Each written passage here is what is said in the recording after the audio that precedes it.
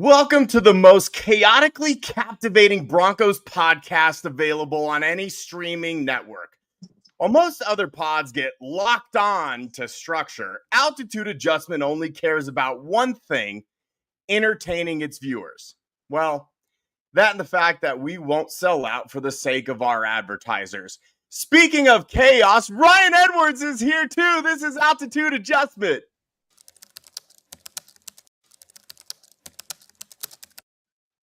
Hey, feel I'm in the mood for a switch up. I hit the function, hit the rose till I hiccup. I hit the stage and leave with money that say stick up. Ben, are you surprised? Am I? I see that we're going to have a terrible connection and that Ben internet is not ruin working the show once again. That's fantastic. Hold on, I need to make a quick change here. I'm going to bring myself down here. Ben, I know that you're very uncomfortable being right, so I'm going to put you on the left. And Ryan, you are always right, and so of course you will stay on the right. Now, guys, I was told recently that you both work in a dying industry, so I figured I would throw you a life vest and bring you aboard the cruise ship that is the podcasting world. I know it's very glamorous, so thank you both for joining me. Ryan, really is an honor and a pleasure as always. Ben.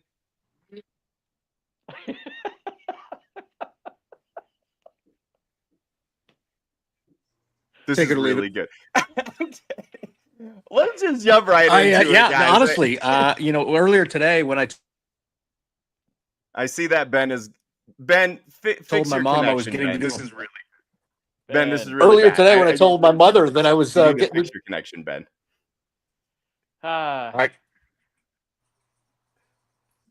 There he is. Ben, get a new Wi-Fi. Okay, like figure it out. I'm gonna drop you and then I'll add you here in a second.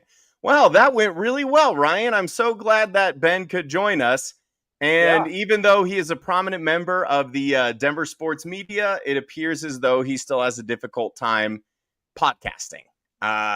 Let's bring him back in and let's see if this goes a little bit better this time. Oh, now it's just a black screen. There we go. Fantastic. Now you should be fine. You should be fine now. Well, we're fine. You are the one that needs to be fine. I was on the wrong Wi-Fi. That's fantastic. Ladies and gentlemen, let's start this over. Benjamin Allbright. Wait, you're up here. Benjamin Allbright, Ryan Edwards from the esteemed 850 KOA. Ben, of course, is with Broncos Country tonight. Ryan, of course, is in the afternoon drive with Dave Logan. And I guess you have like a couple other people on there every once in a while, right, Ryan? Yeah, Ben sometimes joins us when he's willing to do extra work. Which again is once in a while. And then we got Nick Ferguson. This week, let's see here. This week we have Nate Jackson coming on Thursday, which will be a lot of fun. Looking forward to having Nate in. And we recently had, we've had a lot. Ben DiNucci. Yeah. Yep. Ben DiNucci was in. So Ben DiNucci. Yeah, exactly. So yeah, it's been good. It's been fun. Sort of a rotating cast in there, and of course Dave's with me until he has to go coach. And I love it. I love it. Sometimes they even slum and let me on there. So listen, we're gonna hit the ground running. Andy wants you guys to get into a fight about the Devaughn Vele trade, and of course, David Talks Broncos is egging everything on. So I don't know if there's some history here. I don't know if there's someone here who was like under the impression that Vele wasn't going anywhere. I hadn't really heard anything. Something about big plans, I'm not sure. But Ryan, we'll start with you. What did you think of the Devaughn Vele trade? Obviously, someone of your prestige saw it coming from a mile away. Well, I would say a mile away, but I did talk about it and was thoroughly dismissed by one Benjamin Allbright. He went out of his way to make sure, who's this? Oh, look at that, Patrick Chiodi. Nice. We're joined by Coach Pat, baby. Now the panel is complete. This is like cover 4. I didn't make graphics, but this is now cover 4. Okay, and usually when you run cover 4, there's always someone who's a liability, and it's Ben. Whoa. I mean, that's fair. I think I'm the liability here since I'm late. I apologize. As long as you don't get pulled over. Ben was late too, Pat. Uh-oh. Now Pat is freezing. Yeah, y'all were dogging my Wi-Fi. This is right. This shit is run right off the rails immediately. Ryan, hopefully, Pat is able to reconnect. I guess you know what? This is why radio is not a dying industry. Okay, this shit doesn't happen on radio. Of course, it only happens in podcasts. It only happens in podcasts that are unstructured and chaotic. But we push through. Ryan, continue what you were saying about Devaughn Vele. So many liabilities. Yeah, no, I mean, so we talked about it on the radio, and I think more of it had to do with the numbers, right? You looked at 6 wide receivers, and you say, well, that doesn't give the Broncos a lot of flexibility when it comes to roster construction. It certainly doesn't give them a lot of flexibility on game day when the inactives, because all 6 of those guys really kind of needed to play. So it became more of a conversation about the numbers. And then as we got into it a little bit more, it started to make a lot of sense. If there was going to be one odd man out, it had to be Devaughn Vele. Now, again, Benjamin Allbright, to his credit, he gets a lot of things right. He really does. He's really well sourced. He's really well connected. There's a lot of things that he hits on, but this was one he swung and missed big time. He said that it wasn't going to happen. He said nobody would possibly give up the kind of amount of draft picks capital that the Broncos are going to want to make this thing go. And in the end, they obviously did. I shoved it in his face for an entire hour last week. It was one of the most glorious moments of my entire radio career. And Ben sat there stunned, basically in silence the entire time as I got to just basically dog walk him all over the studio. So again, one of the crowning achievements of my entire career happened last week, as I Mick Jagger walked around the studio and pointed at Ben and laughed. It was awesome. Well, and Ben, here's the thing, and I will say this. Anybody with half a brain, I think, realizes that you're not willingly trading Devaughn Vele unless you can get something great in return. I was in multiple group chats, and you had people really on both ends of the spectrum who were like, trade Devaughn Vele for a 7th round pick. If you can get a 7th round pick out of him, that's great, which inherently is stupid because he already outperformed that grade. And then there are people that are saying, I wouldn't trade Devaughn Vele for anything. And that's also stupid because if the risk outweighs the reward outweighs the risk, then it's a no-brainer. And this is one of those situations, Ben, where how on earth could you turn down a 4th round pick, and not just any 4th round pick? Like, this is the Saints' 4th round pick. And it should be one of the first 3 or 4 picks of the round. And then in like an additional 7th in the near future, which, depending on how things go in our country, might not even make it that long. So that's kind of more of a theoretical pick anyway. But Ben, I want you to have a chance to defend yourself, okay? And I know I don't give you that a lot, but this obviously was a no-brainer. And you get a call from a team who, the last thing that they should be doing is trading for 32-year-old second-year wide receivers and giving up premium draft cap. But they were the team that was dumb enough to do it. So give us your side. Well, first of all, thanks for letting me be on this show. When I told my mother earlier today that I was going to be on a podcast, she said I'd finally made it. The radio career, and all the struggles through that dying industry have really put me on the map and allowed me to get to the point where I could be on a 4-way split screen podcast in the dead of a Tuesday night. So I just want to thank you for the opportunity. First of all, humbled. It's nice that you moved on from your little radio hobby. Yeah, I'm just humbled to be in the presence of such great athletes as similar to the way Randy Quaid was in Kingpin. As far as the rest of it goes, I'll say this. Yeah, I was pretty outspoken online about them not cutting Devaughn Vele, which was never on the table. That was never a thing. They were not shopping Devaughn Vele. They weren't shopping him around, any of that kind of stuff. They just got calls, and then those calls started getting serious. One of the teams which Sean slipped up, and I've confirmed since, was the Jaguars. And then the other was the Saints. And the Saints came with an offer that was more than what the Cowboys gave up to get George Pickens. I mean, it was more than what the Jets paid the Raiders to get Devontae Adams. At that point, you got to take it. But it was more than they got for Jerry Jeudy a year ago. Oh, by far more than they got lot for Jerry Jeudy. And so like in that perspective, like I'm happy to be wrong in the sense that I just did not, and I did sit there stunned for an hour. I absolutely was sitting there stunned. I was like, so what idiot paid this much for Devaughn Vele, who's going to be in a wheelchair in 2 years, eating 3 p.m. dinners at Bob Evans. But I like, and he might be in a wheelchair this year, given who's throwing him the football. I mean, the guy's going to have 160 targets and 30 catches, but it's anytime somebody offers, everybody has a price point. Every player has a price point, and this is me getting out over my skis and saying, oh, there's no way. When in reality, like there's always a chance that some idiot will come through with a price you didn't foresee. So on that, I was wrong. Hold on, let me say this slow so you guys can get the screen cap. I know you're watching Michael Knows Broncos or whatever. Stop it. I Don't do was that here. wrong. I was wrong about nobody trading for Devaughn Vele. The So LTB podcast PR is cutting that right now as we speak. okay, well there you go. And here's the thing, Ben, like in your defense, you did not think that there would be a team so No, I didn't. I still as can't to believe give it. up a fairly like a premium day 2 draft pick for Devaughn Vele. And that's top 100 not pick. an indictment. It's not an indictment on Devaughn Vele. He's a very good receiver. He's a very good player. But again, it's like you're a team in the Saints where you know that you're not going to compete this year. Maybe you strike gold on a quarterback next year. That's going to kind of be your rebuilding phase. They're not going to be terribly competitive next year, regardless of the quarterback. You're still in cap hell. And by the time that maybe best case scenario, you are starting to become a contender, Devaughn Vele all of a sudden needs a second contract while he's in his 30s. Yeah. Now, Pat, maybe a solution here after losing Devaughn Vele would be bringing back your Bay. I don't know if that's still a term, but you're before anyone else in Lil Jordan Humphrey. Pat, can we see that? No, I don't think that's happening.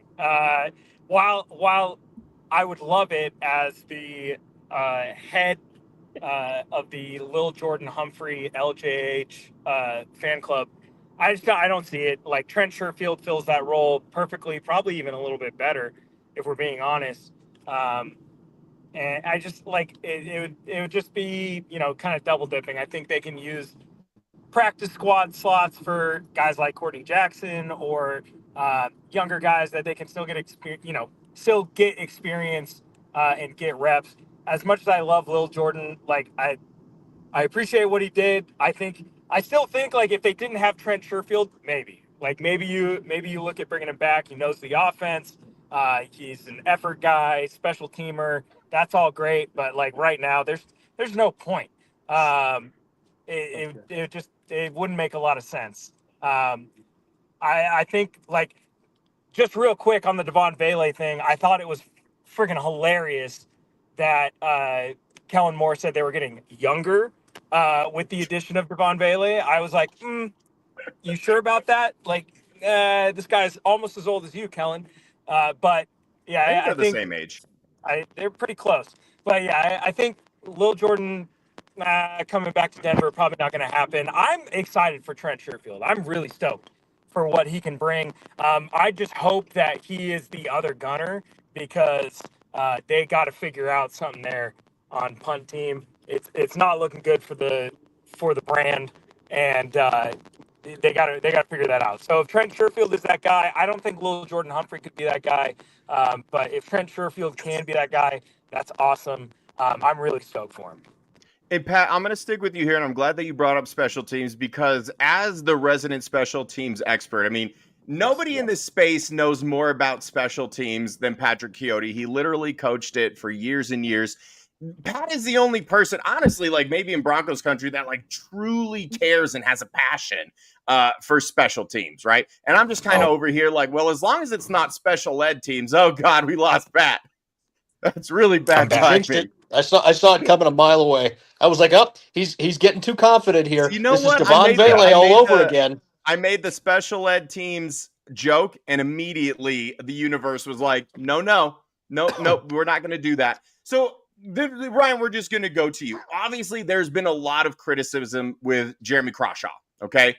The mustache notwithstanding, I think he does need to perform better. What have you seen? Because I know you guys saw what we didn't see at practice, right? maybe not the most desirable punts during the preseason, but he's a rookie. They're trying new things. The coverage team wasn't great. Ryan, is this something that we need to be worried about, or is this just a situation where maybe you go into the season thinking, well, I guess we're just not going to punt? Well, first of all, I hope Patrick is okay, because the last thing I want is his last words were little Jordan Humphrey is a maybe. And, that would be tough. Tragic for a tombstone. Terrible last words. Yeah. Jeremy Crawshaw is maybe a little bit more of a project than we expected. I do think, again, what we see in practice is pretty amazing, right? I mean, again, not game simulation. Today, Sean Payton said they're going to do a little more simulation with him to try to get him in that headspace so he can perform better. But he acknowledged, like, it hasn't been good enough, and it just hasn't. So, you don't want to be a liability there. To what I'm sure Patrick would say, I'm sure anybody would say is, it can be such a weapon if it's used correctly, having one of the elite punters. And certainly the other side of that coin is true. It's a problem for your team, and obviously it's a problem in field position, and especially maybe early in the season when the offense is still trying to find their footing and the defense is doing everything they can. Last thing you want to do is have special teams be an issue. So I'd say right now I'm not overly concerned, because I've seen it. Like, we've seen him have the ability. It's just sort of unlocking that mental side of it and letting him do it in a game. So we'll see if he can do that. Ben, what do you think? Well, first of all, I'm disappointed that somebody's got a built-in nickname like the Cross Rocket. Is flubbing his potential opportunity there. But I think he's got to take a case of the tight cheeks, man. I mean, honestly, it's just you see it in practice, and you're like, this guy's kicking piss missiles out here, and then you look at you see it in the game, and you're like, well, wait a minute, what just happened? This is not what we're seeing in practice, and so I think he's just got a case of the tight cheeks a little bit. And I think Sean Payton and Derek Rizzi don't want to bring a guy in and deflate any of that confidence. I think that's why they keep reiterating he's the guy, and maybe he just sort of settles down and settles into that role because for whatever reason he appears to have a little early nerves issue with some of these punts. And it's not like he's not punted in front of a crowd before. I mean, I don't know if you guys have ever been to the Swamp, but it is huge, and it is, with all due respect to here at Mile High, it is loud down there. It's louder different than it is because it's here. just a different atmosphere. Yeah. Right, and so the idea that he can't handle that is to me is baffling. So I don't know what the specific issue is. It just appears to be a little bit of nerves, and I want to see him get it right and be done with it. Yeah, yep. Well, and here's another aspect to that, Ben, that really just kind of dawned on me. You're kicking down there at sea level in that heavy air, and you're still able to boom it. I mean, you want to talk about a night and day difference of like the hang time that you should be able to get on punts here in the Mile High City. And I think that is almost like a foregone conclusion. Like, we as Bronco fans just expect all punters to be able to boom their punts. We expect all of our kickers to be able to hit 60-yarders because we're here up in this thin air. Do you think that has anything to do with it? Or could it maybe be like a repeat of the Marquette King situation, which, depending on who you believe, maybe they were asking him to do things he wasn't familiar with, even though he kind of flamed out after that. But guys, I'm sure you remember how excited we were that Marquette King was here, like as excited as you could be about a punter because he was so good. And you thought that he would have that added altitude advantage. Altitude advantage, that feels weird. That feels like a ripoff of what I do, but I digress. You thought that you would have that altitude advantage, and then you didn't really get it. So are we putting too much stock into that? Or is that something that like maybe someone should bring to Crawshaw's attention, where it's like, brother, you just spent the last several years kicking in Florida, where the air is almost so thick that it's basically a liquid. And you come up here and it's the complete opposite. Like, is it just not dawning on him? Oh, I think it is. I think he's trying to find the balance. I mean, he kicked at sea level before down in Australia, where they have plenty of humidity as well. So I think he's used to that. It's finding the balance. The thing about coming out here is you don't want to outkick your coverage, much like I have in previous co-hosts. But when you have finding that trajectory, the right balance between the angle, putting it the right height, and then hitting it for the right amount of distance. It's trial and error, as far as that stuff goes. He'll be fine, I think. Once that all gets figured out. Ryan, have you been satisfied with the punt coverage team? Because I feel like a lot of this negative attention is going on Crawshaw, but what have you seen in terms of like punt coverage. And then like an additional question to that, I think we assume Chris Abrams-Draine will be one of the gunners. But I think like Sam Franklin, maybe they were thinking that he was going to be the other gunner. Obviously, he gets cut. Devon Key is around, but is he going to be a gunner? Does Trent Sherfield go into that other role? Talk to me a little bit about like the punt coverage, what needs to be better, and then maybe who's the other gunner next to Abrams-Draine. Yeah, I mean, Skinner's still there, and he's going to have a game day role, right? I mean, he continues to be a guy that the special teams coordinator, Darren Rizzi, loves. I mean, absolutely loves. He's a thumper, as you guys know, and so I imagine he's going to have a pretty prominent role. Sherfield's that's kind of what he's here for. He's also obviously going to be. What's that? Ben doesn't have his headphones in, so you're hearing yourself echoing. That's what that is. My bad. Just don't talk so loud, I guess. Yeah. That's got to be me.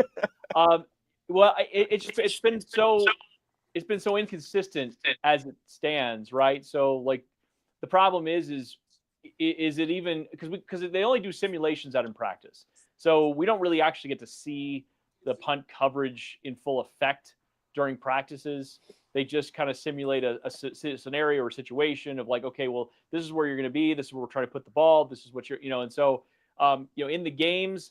I feel like that they haven't had consistency from Crawshaw, so it kind of makes it difficult, I think, to know really what's going on there. I think it's going to get worked out. I think Darren Rizzi is one of the premier special teams coaches in the league. I don't think anybody's going to argue with that.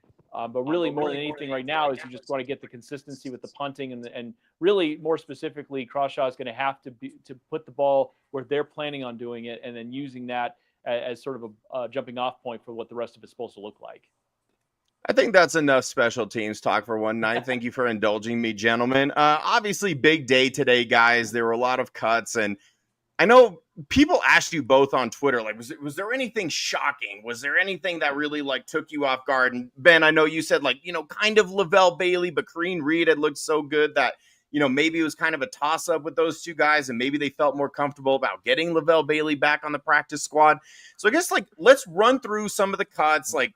Aside from Lavelle Bailey, what was the most surprising thing to you? What was it like maybe someone that you thought would get cut and ended up making the team? Are some of these just like purely transactional moves, kind of like, like with last year, Blake Watson technically made the team and they did it so they could sneak him onto the practice squad. Lil Jordan Humphrey and Michael Burton technically got released, and then they, basically had the understanding that they were getting brought back. And it's all these little chess moves to get the roster exactly how you want it. So are we going to see anything like that? And then like, what were just some like noteworthy moves that you think they made? Ben, we'll start with you. Well, I think the Reed Bailey one was probably the biggest, surprise overall. Not horribly, not shocking, but certainly surprised. I gave the edge to Bailey. Reed offers more in special teams, and I think you get Bailey back on the practice squad. The things that were surprising to me was keeping Frank Crum. I mean, that's your fifth offensive tackle. That one was surprising to me, although Sean came out and said they got some offers for Crum, so they felt like they had to. Although that could have been some gamesmanship too. I know of at least one general manager that will do that will call about guys that maybe that trying to get somebody else, trying to get them to cut somebody else. We'll make calls to other general managers to do stuff like that. So, who knows? The other thing, I mean, keeping 7 defensive linemen. You got a 3-man front. You kept 7 defensive linemen. That's one more than you would normally keep. Between Jordan Jackson and Uwazurike. What was the thought process there, Ben? I guess they feel like maybe that they need those bodies for a better rotation. I mean, you look at what Philly did last year with their rotations, and I think a lot of people are trying to emulate that, where they're giving guys lower snap counts and rotating other people through to keep them fresh longer in games and in certain situations. So my guess is that that's the case. I haven't followed up on that yet. Ryan, what about you? Yeah, I mean, the 7D line, I mean, if we're going to take Bailey versus Reed off the table, the 7 defensive line, I didn't think they were going to be able to make that work. And 9 offensive line in the same conversation. So to be able to do that, I mean, maybe they thought that Uwazurike wouldn't come back. I thought Jordan Jackson had the inside track the entire time. So for me, it was one of those like, well, if it gets close, maybe Uwazurike's the odd man out, but they decided to keep both. And that, I guess, allows you to sort of redshirt Savion Jones he can be your game day inactive. He can be a guy that just sort of like learns on the practice field. And if you have injuries, then you can be called up and get some run. But otherwise, you're not counting on him in year one, which is probably a good thing. But, Dave Logan brought up a great point today because you said, well, hey, by next year, JFM and Malcolm Roach might be both gone. Maybe even Inioma might be gone as well. I mean, so it'd be good to kind of get all these bodies working out there on the defensive line to know what your depth is supposed to look like, even going into next year. But you want to continue to be one of the best defensive lines against the run. Like that was something that was such a big focus for this team going into last year. So for them, they just don't want to take a step back, and that's why they're just kind of hoarding all of these defensive linemen. And in the end, that's probably a good call. He mentioned with Frank Crum, it sort of is what it is. I mean, they really believe in him. They believe in his raw talent, and it is very raw. Watching him at practice, you watch him in the games, it's not really completely there. So that's something that, again, if the coaching staff believes in you and they think that you're going to be one of those guys, then you're going to make the roster. But everything else, I said, besides Bailey versus Reed, I thought everything else was pretty much what we thought it would be.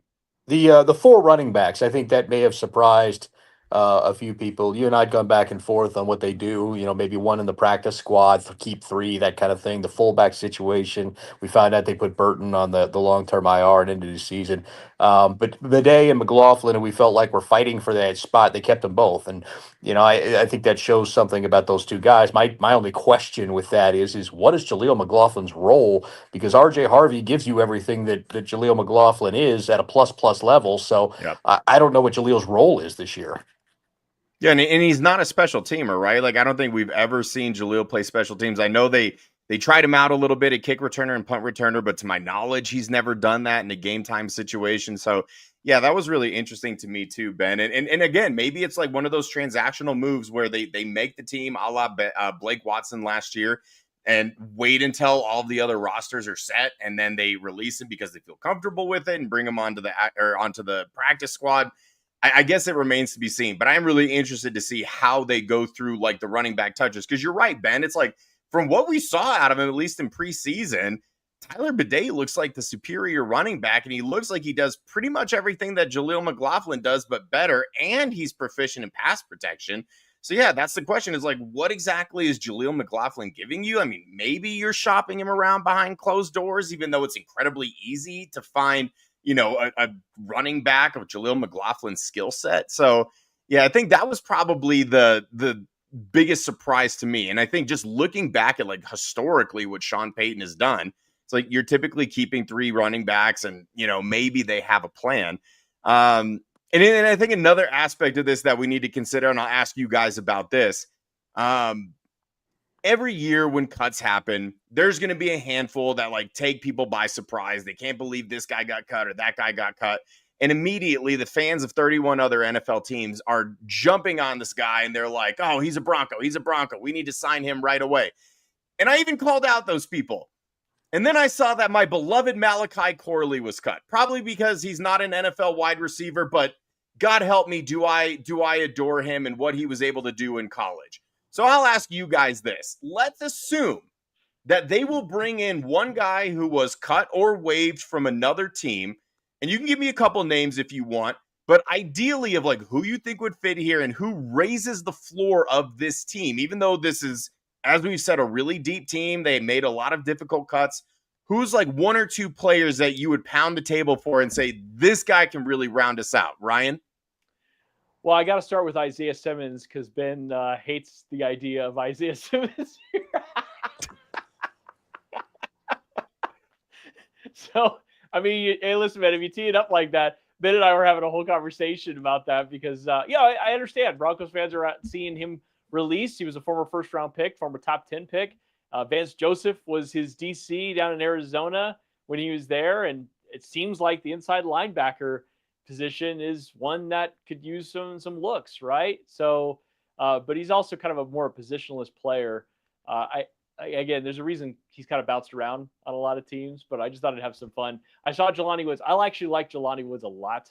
That would be very intriguing for me because you think about, Nate Atkins is kind of the 4th guy in that room, and he's got a role, but he's a little bit of a halfback tight end kind of thing. And would Jelani Woods represent an upside swing over, say, Lucas Kroll, right? And that's a conversation you have to have. I would have also joked around about Greg Dulcich, but I don't believe the Broncos have any interest whatsoever in going back to that. I like Chad Muma, by the way. I'm glad Patrick brought that up. Local Chad kid. Muma, I got asked about him a few times today. Certainly, we know him very well because he played up in Wyoming. But that would be interesting as well. But that would be kind of, and I don't want to take all the players, but I'm just saying those are the ones that sort of popped out to me. Well, Ben, what do you Jelani Woods has got a degenerative condition, medical condition. He may not be playing again. So as much as I love his talent, I loved him coming out. I don't think he's somebody that they'll ultimately bring in. I would say like Juju Brents, maybe a guy who's like a perfect Raz corner. Yep, there it is. Boggins put it up there right there. Juju Brents, that's the one. A guy who's a perfect Raz corner gives you because I think carrying 5 corners is usually one short from where you want to be. You usually want to carry 6. And so, I think you're looking around to see what there is and taking chances on hyper athletic guys at the corner position. I don't feel like it's ever a mistake. So that's the guy I'd bring in. I did not even realize Juju Brents got released. I mean, I know coming out of K-State, like you said, he was one of those athletic freaks who had a lot of good film on tape. And I think this is kind of like the caveat to it, right? It's like, yeah, sometimes one man's trash is another man's treasure, but oftentimes one man's trash is everybody's trash. So it's like, what do we not know about this guy? He's like you said, he's a hyper athletic freak athlete. So what is it that doesn't click? And it's like, you have to be able to compete, because if you're at some point on the other side of Pat Surtain, you are going to get tested early and often and all game long. Is he going to be able to hold up? And so I think that's the one thing to kind of keep in mind. And that was what kind of like, calmed me down with my Malachi Corley talk. It's like, if this dude is not even good enough to make the Jets, like historically the worst run franchise over the last 15, 20 years, he must be really bad. Yeah. I mean, that's one way of thinking. He might just be miscast. With Brents, he was playing in a defense that didn't fit his skill set. With what'd you say? Who was it that you were talking about just a second ago? Sorry. Juju Brents? I'm blanking. No, who was it that you mentioned earlier? Corley. Woods? Yeah, I mean, there are guys that I think are miscast and are put in certain systems that don't fit necessarily what their skills are. We've seen guys emerge later in their careers because they get the right skill set. We've even seen guys that were dominant play in the wrong system and throw out. Anybody remember that Tampa year for Darrelle Revis? Like Darrelle Revis was an all-time corner. He went to go play in a Tampa 2 system and was just, it was a disaster. So some guys, it really is about the fit and in those kinds of things. And I would say that even guys that get cut by bad teams could still be good players and just not necessarily a fit. Ryan, what do you think? I mean, he's right. I mean, I also like Malachi Corley. We've talked about him a lot, especially when we do our drafts. You and I are both big fans of his, and it just felt like he never really found his footing. And it's always frustrating to see when a player is drafted by an organization that doesn't know what to do with him. And then they have a lot of changes at coaching staff and sort of philosophical shifts, and that's a lot of what is happening there with the Jets. But it just feels like there's got to be some team out there, some coach out there that remembered him in the pre-draft process, because it wasn't that long ago, and thinks, oh man, I did see the next Deebo Samuel in this guy, and I know how to utilize his skill set, and that's what you hope for in the NFL, especially for guys that we really study for the pre-draft process, that we get really excited about what they could be at the next level. It's frustrating when they get drafted by the wrong team, but their career can be far from over as long as they can be resilient through the process. I'm so glad that you guys have restored my faith in the fact that we should absolutely unequivocally bring Malachi Corley in and make him a Denver Bronco. That's all that I heard.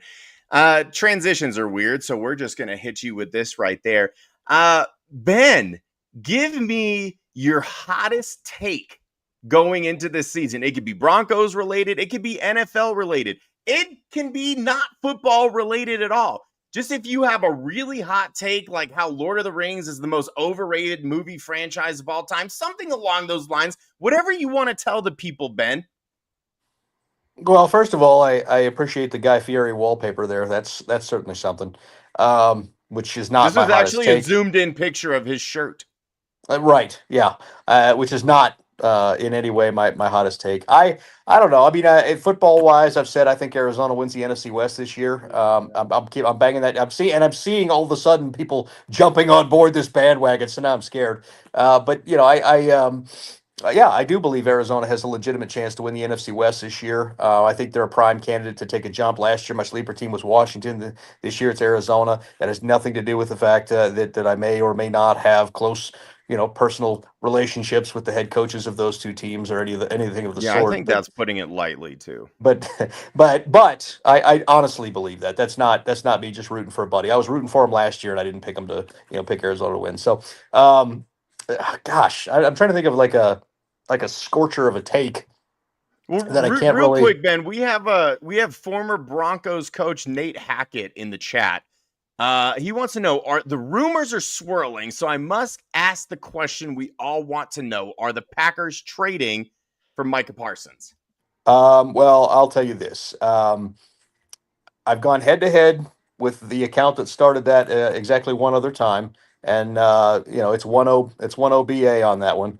Um, I'm gonna say this: Dallas has not entertained any trade conversations with any team. They have not had negotiations with any team. They have not given Micah Parsons permission to negotiate any contract with anybody. They've had several teams call them. Green Bay's one. The Raiders have called about acquiring Micah Parsons, but there's been no negotiation. They've shut it down and said they're not moving him. So I would say my personal belief is that Dallas still pays Micah Parsons at the last minute, and he's a Dallas Cowboy. As far as the Green Bay thing, they're a team that has called, but there is nothing to report beyond they made a call and were shut down. Anything else is sensationalist, stuff to generate clicks and revenue and all that stuff. Well, and call me crazy, but I think if they really want to get a deal done, then maybe Jerry Jones should talk to, I don't know, Micah Parsons' fucking agent as opposed to Micah Parsons directly. Ryan, give me your hot take. Yeah, that's a good one. I'm so grateful to be joined on the show by Jonathan Gannon's agent. Really, such a thrill for me. You take off the mask and it's also Dan Quinn's agent. But That's anyways, fantastic. I don't know if it's a hot take, but I think Indianapolis is actually going to be a pretty good team this year. In fact, I think they're going to win that division. I think that's a really hot take, Ryan. Yeah. So even with the Daniel Jones, I know there's a little bit of a laughing stock with the way that they managed that, but it's actually a pretty good team. I think it's a better defense than people are giving it credit for. They've got talent on offense, and I think adding Tyler Warren really kind of gives them a chain mover that's going to bring some consistency to the rest of that offense. And I don't know, man. I think Indianapolis week 2 for the Broncos is going to be no cakewalk. I think that game's going to be tough. So as many people are talking about 2-0, you have to go 2-0, and all those kinds of things. That game might be low key one of the tougher games in the schedule. I think it's appropriate that you believe in Danny Dimes because he's a lot like a pumpkin spice latte to me. He's an acquired taste that very few people actually appreciate and get. But I think when the timing is right and you're in the correct situation, that maybe they outperform their station, right? I mean, I guess if you want to say Daniel Jones is the pumpkin spice latte of NFL NFL quarterbacks. Yeah, then he might be an MVP candidate. I mean, that if we're really going hot takes, maybe we should really go all the way with this thing. Look, I'm on board with that comparison. Danny Dimes is the pumpkin spice latte of NFL quarterbacks in the sense that In that he's terrible. you should immediately throw it in the trash and get someone else.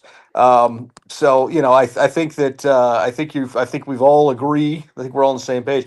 That's got to be the hot take, man, because Indy could finish third in that division. I think you're right. They do have a good defense. That's better than people think, but they could still finish third in that division. It wouldn't shock me.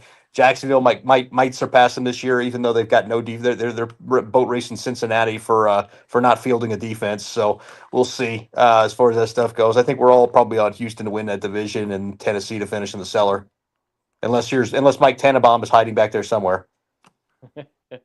No, I'm not on Houston. I think Houston's going to be competitive, and I mean, I don't know. Like I said, you asked for a hot take. The more I've looked into Indianapolis's roster, the more I like them. So That one, I don't think that's a pushover team.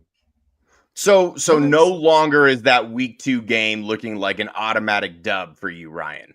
Not at all. No. Well, just wet blanket Edwards trying to downplay the Broncos right there. Ryan, there's only one wet blanket on this show, and it is very obviously Benjamin Allbright. Stop stepping on his shtick. You know, there is a rumor out there that you were listening to Morrissey before coming on, and you were sitting in the dark, crying, tears with your man guy liner. I don't know if that's true or not, but photos exist out there on the internet, so you can clarify that if you want. Well, because yeah, I do want to clear that up. The night that I will fall for you. I do want to clear that up. There was absolute. I mean, what a ludicrous premise. That I would even be listening to Morrissey. He was absolutely dashboard confessional. For my money, when Chris Carrabba, sings about my hair being everywhere. Everywhere. Yeah. For my money, didn't I get you an autographed dashboard poster one time? It was like a joke. Yeah, it was pretty meta. The fact that you of all people are giving me an autographed dashboard confessional lyric sheet. I still have it, obviously, but every time I see it, I'm like, of all the people to have this and then be gifted. Weird. This is the kind of genius behind the scenes things that people don't see. Well, and it's not that crazy of a concept to understand, Ryan, when, Brandon Urie, the lead singer of Panic at the Disco, is literally your co-host for several years. I mean, he has access to things like that. Well, yeah. I mean, as a musician, I'm able to get Ryan. I'm able to get civilians like Ryan. Yeah, Ryan's hanging the decorative guitar in the background there. Decorative guitar. Yeah. This is not a scene. It's a goddamn arms race, and the poor groom's bride is a whore. That's all I know. That's what Ben as Brandon Urie in Panic at the Disco taught me. I was just when you brought up the Vele stuff, I was waiting for Ryan to bust that guitar out and start singing some Dave Matthews. I did it, guilty as charged. I was just waiting for it. And how much I hate that song. God. Yes. I know how much you love Dave and hate that song. Are you a Dave Matthews Band hater in general? No, he loves Dave Matthews. He just hates that song. Yeah. So what is it about the song then? It's just not a. Don't make me do this because I like Dave a lot, and I learned a lot of his songs on guitar. And you can tell Dave Matthews where he sucks. Lean into the camera. He's watching right now, Ryan. You can tell him that guitarist where he could improve. Yeah, and he's so talented to use those same 4 chords over and over in every song. And over again. Yeah. All the way to the bank. Yeah. Pat wants you to say it, Ryan. What's the problem with that song? Everybody's hooked in now. Oh, it's that yodely guilty as charged. It's oh my god, the whole thing. It's terrible. That's kind of his voice, isn't it? Yeah, it is. It's for him. He usually has a lot more creativity in his songwriting, and that was just so formulaic. Yeah. And it seemed like they were just trying to write a pop song rather than write a song that is true to them. And again, nobody cares and nobody wants to hear my dissertation on Dave Matthews' music, but they're all tuned in for it. Position. Especially for a guy who wore out 15 copies. He wore out 15 copies of Dave and Tim Reynolds live at the Red Rocks.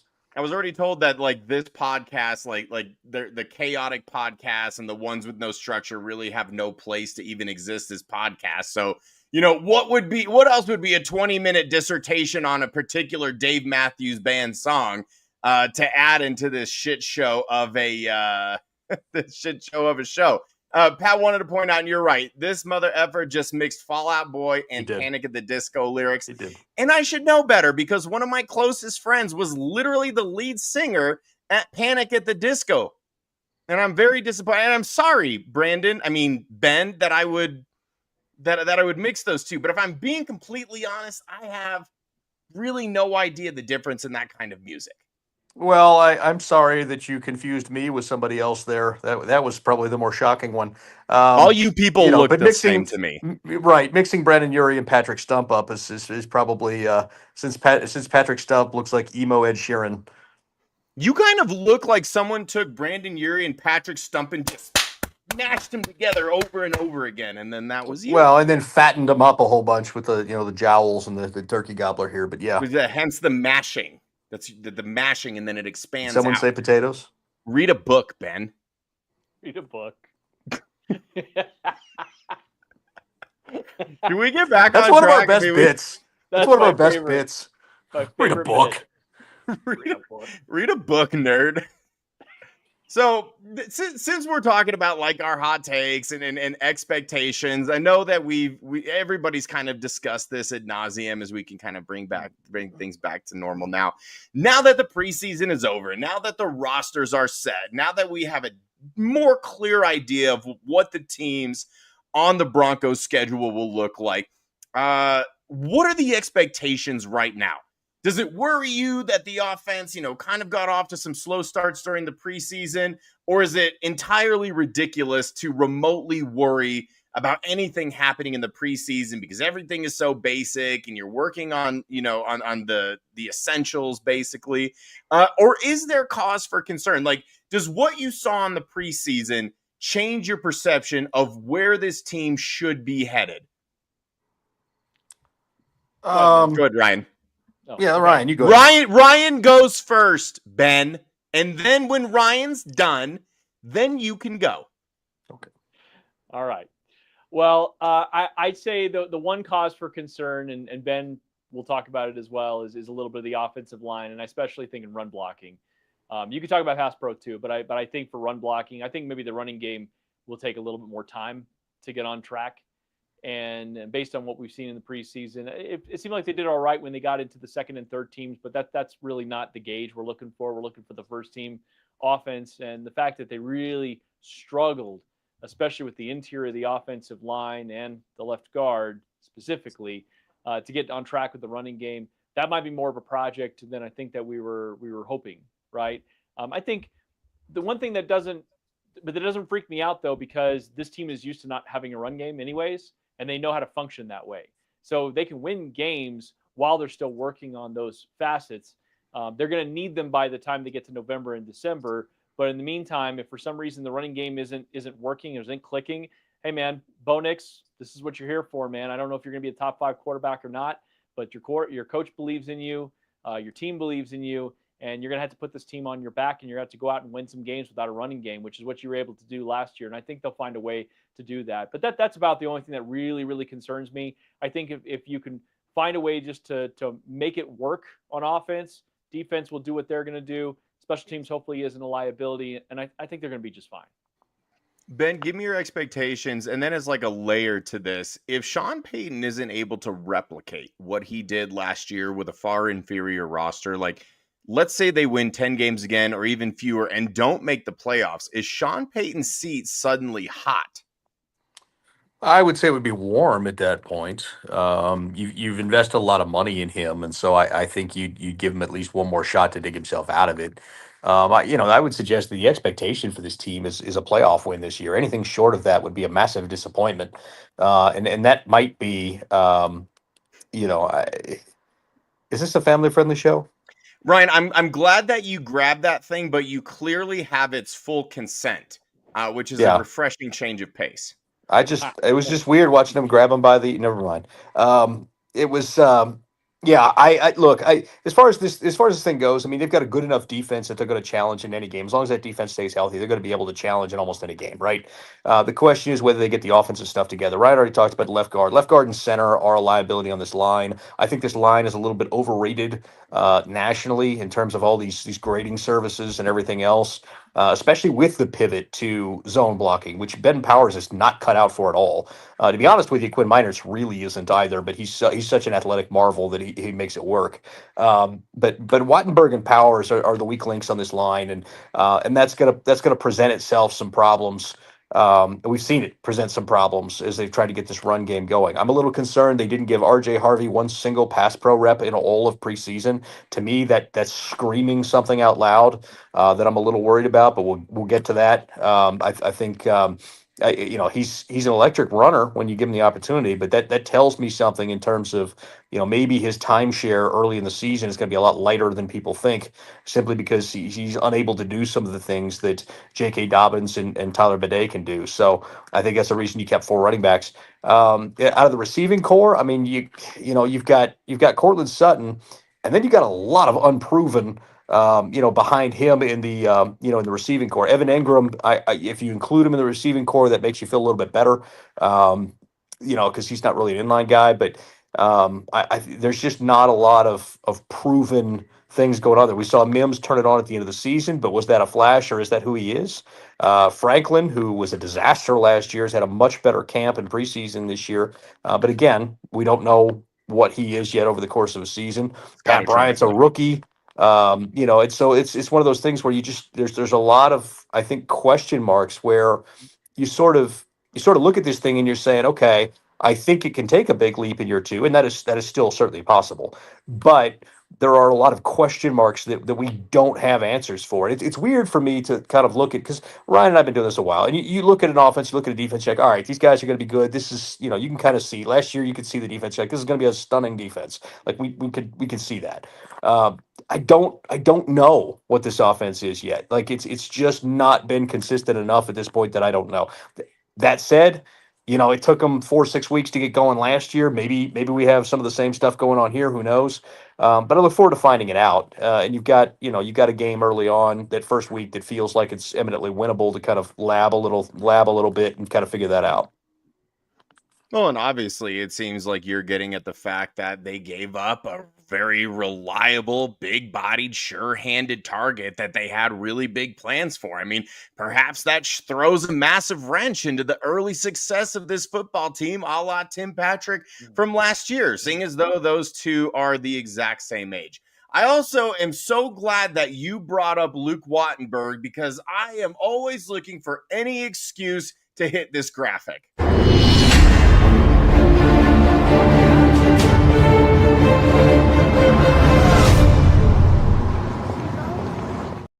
So obviously the season hasn't started yet, but last week I had on Matt McChesney, who was worried about Luke Wattenberg. This week I have on Benjamin Allbright and Ryan Edwards, who are a little bit concerned with Luke Wattenberg. My co-host Patrick Chiotti is the most concerned about Luke Wattenberg person that you have ever met in your entire life. And so I think consistently on a week-to-week basis, we are worried about Luke Wattenberg. So let me ask you guys this, and Ryan, we'll start with you, and then we'll kind of move on from this. Just a quick answer. Do you think that Luke Wattenberg has a short leash, and do you think there could be a situation where if he is not performing to the level they are expecting, that we see Alex Forsythe? It's a really good question. I'll say no. Where are there? I'm sorry. Where are their sirens? Are they on their way to get you, Ben? Yes. Apparently, they've remade this weed that I'm smoking here illegal, so they're on their way to get me. That's crack cocaine. Go ahead, Ryan. No, I think he's going to have a longer leash. And my biggest reason why is if they felt like he was such a liability, like that we're all talking about, I feel like they would have done something about it already. The fact that he wasn't alternating reps with the first team with Alex Forsythe last year, they were trying things out. They were giving a competition. This year, there is no competition. Wattenberg has been the guy, consistently the guy. They haven't even threatened or motioned that they were going to consider anybody else. So no, I think it's a pretty long leash for Luke Wattenberg. Now, if we get into the season, I think the short leash might actually be Ben Powers. I think that's where things can get a little more interesting. But like I said, we keep talking about it, and we're obviously not the only ones.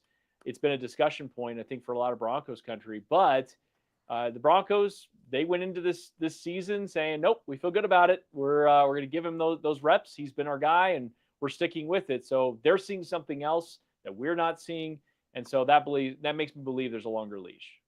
Ben, do you agree? Yeah, to a point. I mean, I don't know what else they could have done in bringing somebody in. What body was available? I think that's the flip side of that coin.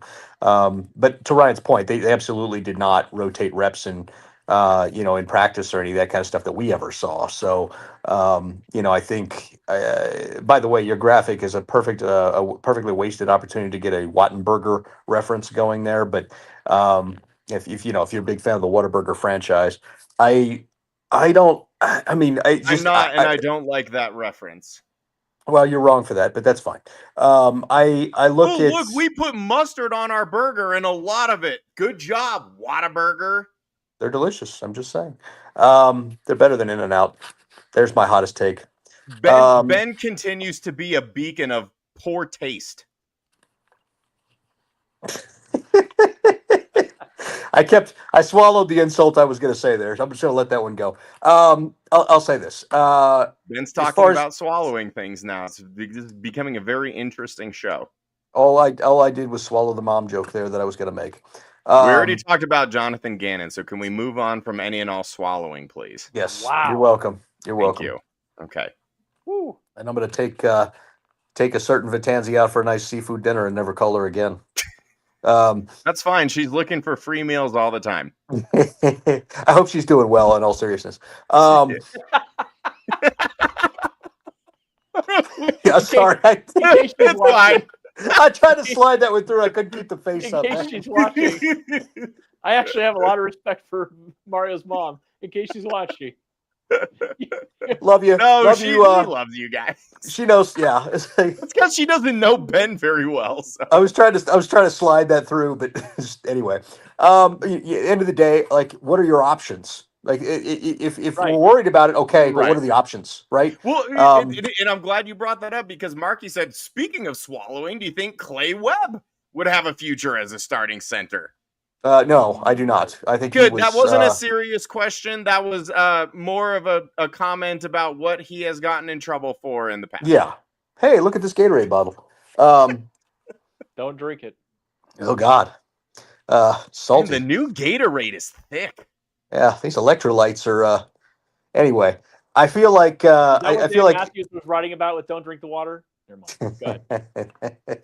I feel Jacob like- Romano would like to petition to cancel Ben for the Whataburger is greater than In-N-Out take. But we have had some mixed reviews on this. Jacob, admittedly, and I will say this, Jacob lives in California where literally the best, maybe only good versions of In-N-Out burger exist. If you've had an In-N-Out burger in California versus literally anywhere else, they're much better in California. True, What? and the experience is different too. Everywhere. Yeah, the experience is different too. Like, when I was out in LA, like Bruce Willis was getting a burger at Whataburger when I was, In-N-Out when I was there at in LA or whatever, and like the experience is just different. It's Nice I don't name know. drop. Well, I mean, somebody's got to do Thank it. you, Ryan. Yeah. Somebody's got to do it. I saw Ryan Edwards at an In-N-Out one time. What's the difference? Do we? Ryan has more hair. Yeah. Do we you have could a do- budget for a cleaning crew here on Altitude Adjustment for the name drops, or They'll Well- come in after the fact. Yeah. okay? Yeah, Yeah. I mean, we could do a BK and have it your way. No, we don't talk about BK on this show. I was talking about Burger King. What are you talking about? That's what I'm talking about. Hopefully they don't bring a UV light into Ben's room. That's all I'm Oh saying. yeah, don't ever do that. It's like a Jackson Pollock in here. Don't ever do that. We can't Anyway, talk about BK because then it'd be more like this. Like, hey, what are we talking about? The Burger Oh my King, God. obviously, is what we're discussing. I've lost it. I don't even remember what the question was at this point. I think we were talking about expectations for this team. I think so. No, we're talking about the interior line. What are your options? At the end of the day, like, that's the thing. Like, okay, not Palczewski. Forsyth is is there, but he didn't do anything. Clay Webb certainly did not look capable of even being on this 53 out there at practice, and he's long gone. What are your options? End of the day, like, you're going to have to go through this thing with Powers and Wattenberg, and I don't think you could move on from Powers right now if you wanted to. I think you got to wait till next year for the cap to be able to do that anyway. So, and they will, but that at the end of the day, like, what are your options? And it doesn't look like they have much. So it looks like they're just going to roll with this and see what they can do. And I think this offensive line gets graded or whatever better than they really are because of Bo's elusivity in avoiding tackles and getting the ball out quick and making them look better than they are statistically. Yeah, so it's kind of like the Peyton Manning conundrum, right? Like, I don't Mhm. think anyone would argue that Peyton Manning ever had this incredible offensive line ahead of him, but he just got rid of the ball so quickly that he elevated the play of every single offensive lineman. God, we even saw it here in Denver. I mean, we kind of had a who's who of who's that on the offensive line. You know, the years that he was setting records, like they had a couple of good pieces, but the great thing about playing with him was you didn't have to block for that long. And so, yeah, Ben, you're absolutely right. It's like it heightens their grades because they're not having to hold blocks as long. One thing I did want to ask while we're on the topic, I saw that they were putting Matthew Pert in at left guard several times. And it was easy to see because he's entirely too tall to be a guard. He's all of 6'7", but is that a potential... Like, you're saying that Ben Powers is on a shorter leash than Luke Wattenberg. Is that something that we could potentially see if Powers does not acclimate quickly enough? Yes. Okay. In a word. He's erudite as ever, eloquent as ever. Solitary But Ryan, if we word. could just get you, like, the long-winded stuff has got to stop. We really just need you to get it to simple, digestible sound bites, if you could, please. Yeah, Ryan, there's Really, three that's people it. on the show that would like to talk, if you don't mind. I think Throckmorton will be back on the practice squad. I think he'd be a candidate. Pert would be a candidate, but it's tough with a guy that tall at guard. It can be tough with a guy that tall at guard. So that that they'd have to go through that whole scenario and weigh that out and and go from there. But I think Throckmorton will be back on the practice squad and they'll be able to they'll have a body there. Sorry, I didn't know if you were coming to me on that, so I was like prepared to say yes. And so yes, I think Matt Pert is sort of your left offensive line specialist. So if something happens to Garrett Bowles, Matt Pert. If something happens to Ben Powers, whether it's performance or otherwise, Matt Pert. And then Alex Pelchevsky is kind of more to the right side of the offensive line. And then maybe to a certain extent, Frank Crum kind of is your other option there too. But I think Matt Pert is kind of your left offensive line specialist. And so if there was going to be something, a change there, I think Pert would be your first option. You mentioned Throckmorton. You're right. He'll be back in the practice squad. So certainly another one there too. Real quick before we get into the final segment, which is widely regarded as the greatest segment in all of Denver Broncos podcast history, I'd like to give a shout out to our advertiser and our sponsor, Alloy Fitness of Centennial, Colorado. They are currently running a trial for new members to get a one-on-one consultation, functional movement screen, an in-body scan, nutritional guidance, accountability session, and 3 full sessions with their trainers for just $99. Alloy Fitness. It's not a cult like CrossFit. And if you would like to look like me someday, then make sure you go find your nearest Alloy Fitness. And I wanted to make sure that I got this read right because I reached out to my advertiser and I said, what is important to you in terms of the structure of the show? And they said, and I quote, we don't care about structure. Please just do an entertaining show. A lot of people will watch it and make sure that you mention us. So I think we did that.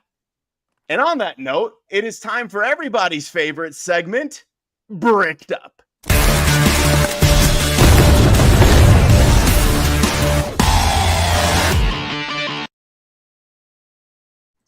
And yeah, Jacob is absolutely right. I air pump my arms every single morning. But Jacob, I haven't pumped them from this morning and they still have a little bit left.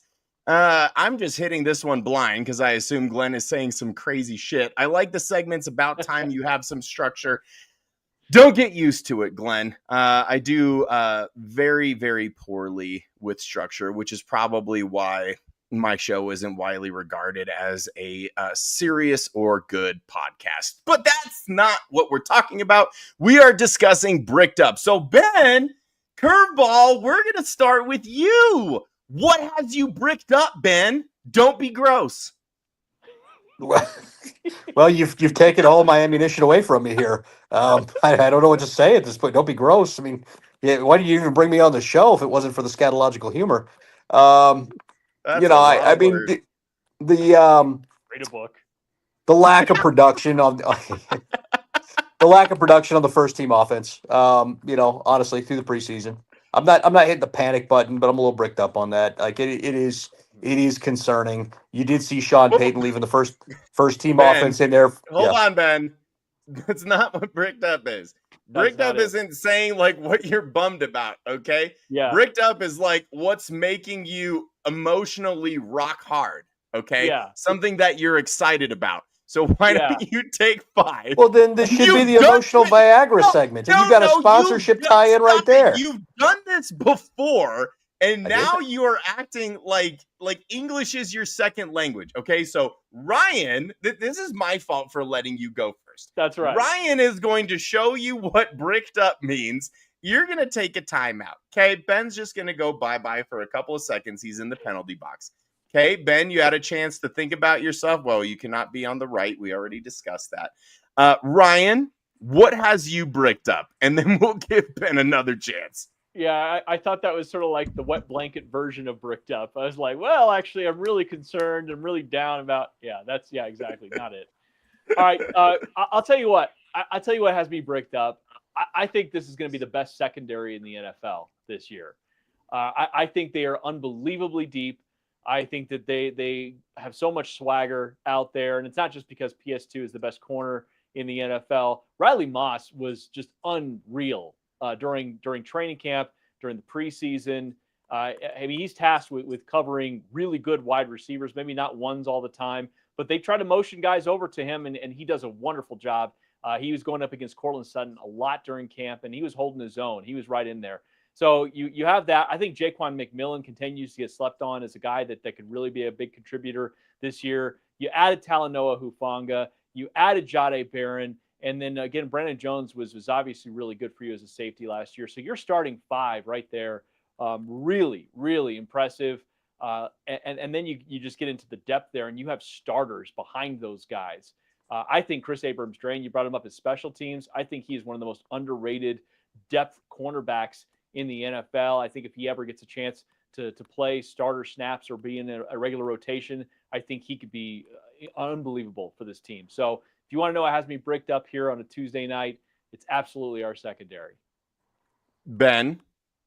Well, now that I understand the meaning of this segment, what's got me bricked up is staring back at you two over there. The way that Michael Bandy is looked at by Joe Lombardi every day, he's in there. But I tell you, I go if we're talking about the defense. Let me go to the other side of the defense. That's the front 7, specifically the edge rush.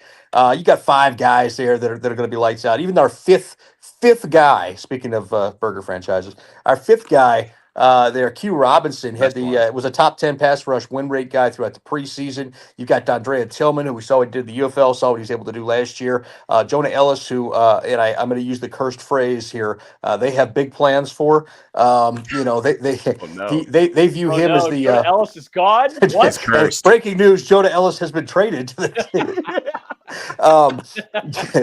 Yeah, Jonah. They view him as the Shaq Barrett, to the Von Miller, DeMarcus Ware of Nick Bonito and John Cooper. So, they really think Ellis is. They really think highly of Ellis, and he will be a starter in this defense sooner than later. I honestly believe that they'll pay Nick Bonito, and then Jonah Ellis will work into being the other guy on the other side eventually, with Cooper kind of being the edge setter, more taking a roll back. So, those 5, like seeing that and seeing Q out there. I mean, that guy, he's just been all over the place, man. The fact that he's 5th on this depth chart when he would probably be 3rd on a lot of depth charts is fascinating to watch. This team, which had an absurd number of sacks last year, might get more this year. You did so well, Ben. I'm so proud of you. I'm going to take it in a little bit of a different direction because, quite frankly, I'm bricked up about the same things. Like literally everything going on with the defense.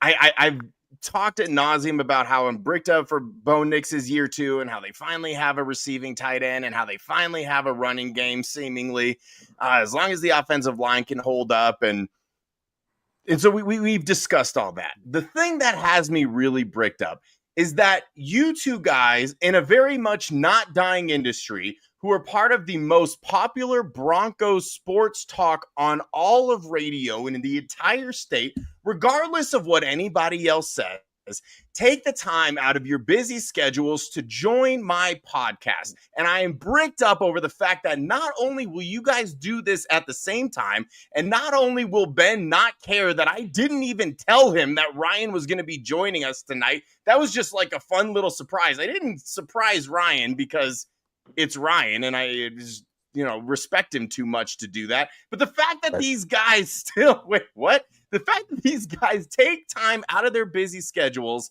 and still will join an unstructured, chaotic podcast like Altitude Adjustment to literally bring everybody who's watching, all 1,000 people tuning in live right now, that these guys help me bring not just knowledge to what's going on with the Denver Broncos, but sheer entertainment. And I'm bricked up over the fact that literally nobody else does this.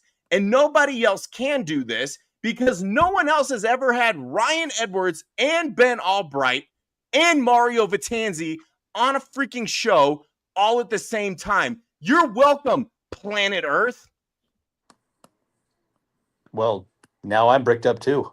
Yeah. Gosh, your own little internet shows are driving me crazy. Nice. Good. Drive me crazy. They just I was can't waiting see. for the Brandon Johnson, the young hung. Oh my God, I gotta get that one. That's a Yeah. good one. Yeah. We'll get it. My name has been Mario Vitanzi. That has been Ryan Edwards. That has been Benjamin Allbright. Literally the best guys that you can hear on radio. And I'm not talking hyperbolic, guys. Honest to God, you are the only people that I enjoy listening to. Unfortunately, I can't listen to KOA before 2 p.m. for obvious reasons. But after that, I'm absolutely locked in because there is no better Broncos coverage. Regardless if it's radio, if it's podcast, if it's internet show, any other service, you guys truly are the best in the business. And I feel so, honest to God, feel so incredibly blessed and privileged that not just one of you, but both of you guys join me, take the time to join me at the same time and provide everybody watching with truly incredible, unique, entertaining content. I cannot thank you guys enough. I love you dearly. And despite what everyone thinks, Ben is a really good guy. Genuinely one of my closest friends. And don't let the fact that when he's on radio, he sounds like Larry the Cable Guy distract you from the fact that not only is he a good person, he's really fucking good at his job. And if you don't think so, read a book. This is Altitude Adjustment.